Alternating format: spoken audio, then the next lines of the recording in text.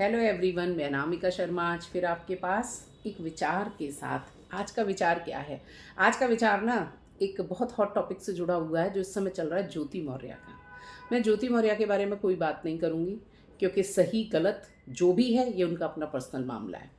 क्योंकि वो एक ऐसे पद पर बैठी थी कि जो है हमारे ऊपर उनका इम्पैक्ट पड़ता है तो ठीक है, हम रिएक्शन दे रहे हैं, लेकिन आप इतना रिएक्शन और ऐसा रिएक्शन ना दें कि कल कुछ और बात निकले तो आप उसको संभाल ना पाएँ।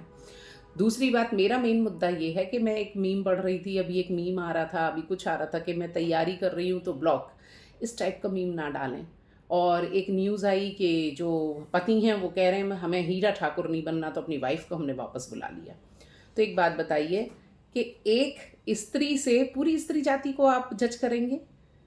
अब वो सही है गलत है वो आपको नहीं पता है, वो आप उसके पर्सनल मैटर को नहीं जानते हैं। वो गलत है, मैं तो कह रही हूँ अगर वो गलत है, तो सारी दुनिया की स्त्रियां गलत हो गई। और अगर वो सही निकली तो क्या आप वापस इतने ही मीम, इतनी ही वीडियो बनाएंगे कि हमने जो उस समय किया था वो गलत निकला? तो पहली बात ना, किनारे होकर बैठ के किसी को जज करना बहुत गलत है। दूसरी बात, एक औरत के पीछे सारी औरतों को बुला लेना ये तो और भी गलत है। आप अपने बंदे को खुद नहीं जानते, आप अपनी वाइफ को, अपने हस्बैंड को नहीं जानते। और मुझे एक लगता है कुछ वर्ग जो होते हैं ना, वो बैठे ही इसलिए हैं कि कहीं से कोई खबर आए हम उसकी अफवाह बनाएं और थोड़े मज़े लेके उसको ज़्यादा उड़ाएं। मुझे ऐसा लगता है अगर आप कहने वालों की बात मानेंगे तो आप कितनी भी अच्छी एक पॉजिटिव रील बनाइए, लिखने वाले उसमें भी इतना कुछ लिख देते हैं कि हैरानी होती है। तो पति तो चाहें तो उसे भी रोक सकते हैं कि भाई ये रील वील मत बनाया करो, ये अच्छी बात नहीं है। तो आप किसी के लिए ना जज नहीं कर सकते हैं। और किसी एक की वजह से माता सीता ने अग्नि परीक्षा दी थी, तो माता सीता, उनसे बड़ी धार्मिक, उनसे ज़्यादा सती कौन सी औरत थी? तो माता सीता ने अग्नि परीक्षा दे दी तो क्लियर तो तभी हो जाना चाहिए था कि सारी औरतें गलत नहीं हो सकती। लेकिन केवल एक स्त्री से पूरी स्त्री जाति को आप नहीं जज करते हैं ना, सबके लिए अलग विचार, अलग भाव होते हैं आपके। तो एक स्त्री से आप अपनी वाइफ को, अपनी बहनों को, सबको वापस कैसे बुला सकते हैं, जज कैसे कर सकते हैं? विचार कीजिएगा। दूसरी बात, एक कंपैरिजन वाला वीडियो बहुत चल रहा है इस समय कि एक देखिए ज्योति मौर्य थी, एक देखिए निशा बांगरे थी। आपने निशा बांगरे के बारे में पढ़ा है? फिर यही वही बात आ रही है, जजमेंटल हो गए हम लोग।